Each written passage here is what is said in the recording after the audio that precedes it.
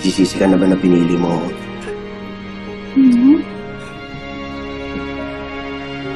You know, if I had to do it again, pipiliin kita. Kasi hindi ulit.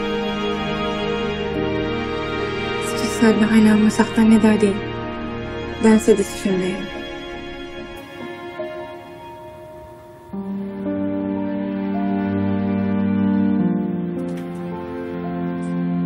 Robert?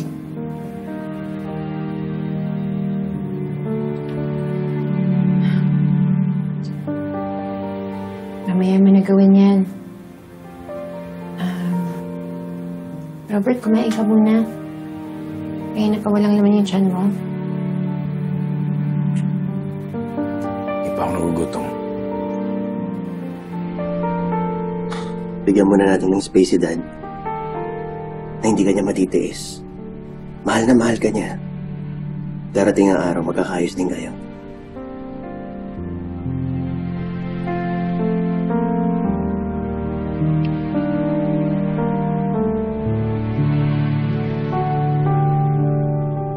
Huwag ka sana magagalit, ha?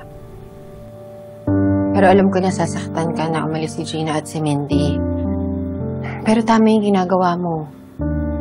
Hindi ka dapat panghinaan ng loob. Dapat magpatuloy ka. Ayusin mo yung sarili mo para sa magiging baby natin.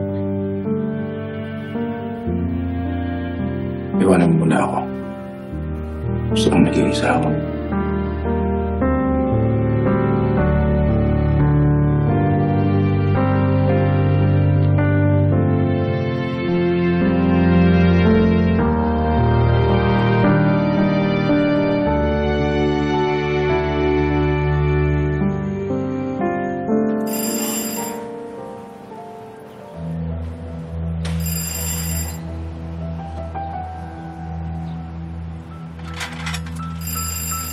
Ay, si Betsy na to. Aling Susan, ilang beses na ba sinasabi sa inyong bawal nga kayo rito eh. Hindi kayo pwedeng pumasok. Ay, kulit.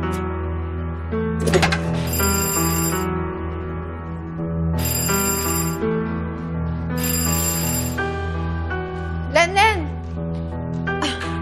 Ano ba yun? Sino yun? Bakit may doorbell ng doorbell? Eh di, nanay niyo po. Eh, nagpupumilit pumasok. Hindi ko pinayagan. Dalbilin niyo po. Huwag kong papasukin. Sige na, ako na bahala. Pero, sana huwag nang makarating sa Sir Robert mo, ha? Opo. Salamat.